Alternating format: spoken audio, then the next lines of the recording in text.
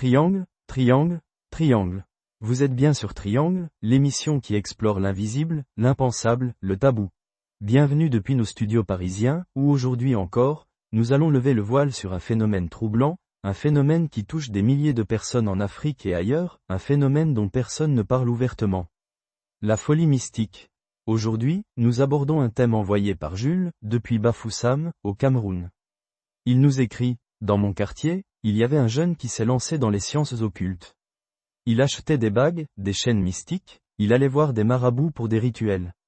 Un jour, il a commencé à parler seul, à dire qu'il voyait des choses, qu'il entendait des voix. Il disait même que des gens invisibles venaient le menacer. Aujourd'hui, il est dans la rue, errant, torse nu, totalement fou. Est-ce possible qu'il soit victime d'une folie mystique? Comment ça arrive et comment on s'en protège?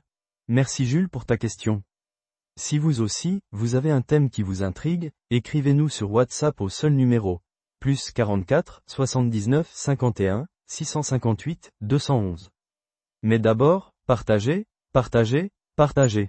Cette émission est pour ceux qui veulent comprendre, ceux qui veulent savoir ce qui se cache derrière les apparences.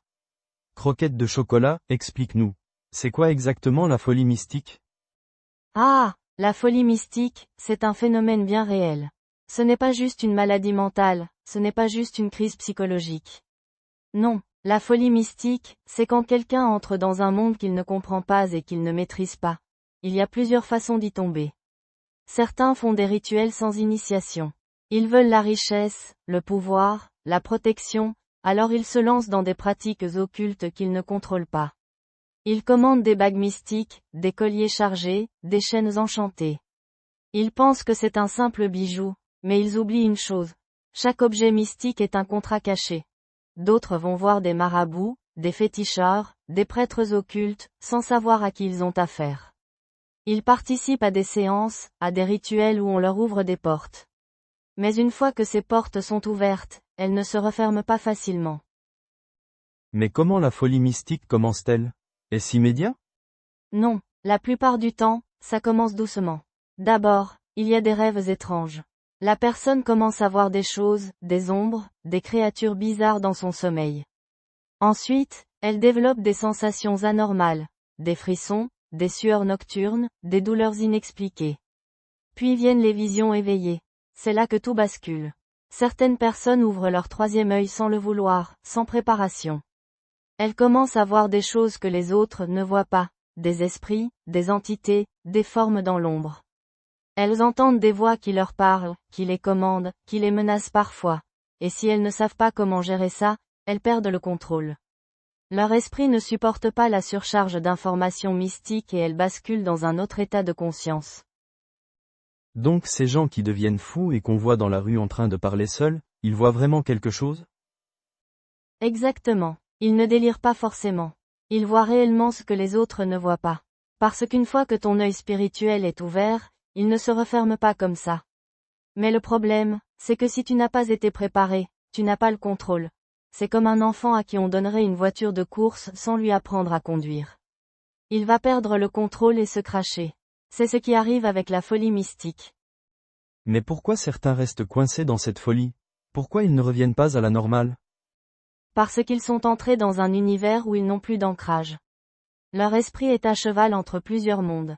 Et parfois, ils ne savent plus ce qui est réel et ce qui ne l'est pas. Certains deviennent des habitants de l'invisible, des âmes errantes dans leur propre corps.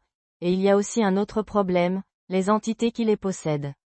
Car oui, certains cas de folie mystique sont en réalité des prises de contrôle par des esprits. L'individu n'est plus seul dans sa tête. Donc, est-ce qu'il y a un moyen de couper cette folie mystique? Oui, mais ça dépend du stade où se trouve la personne. 1.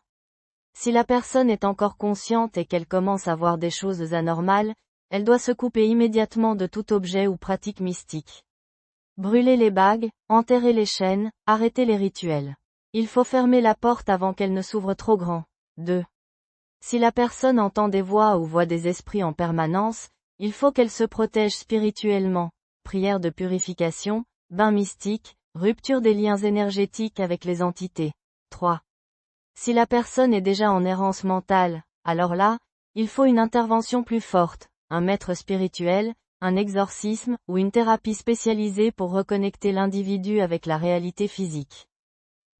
Mais comment éviter la folie mystique dès le départ?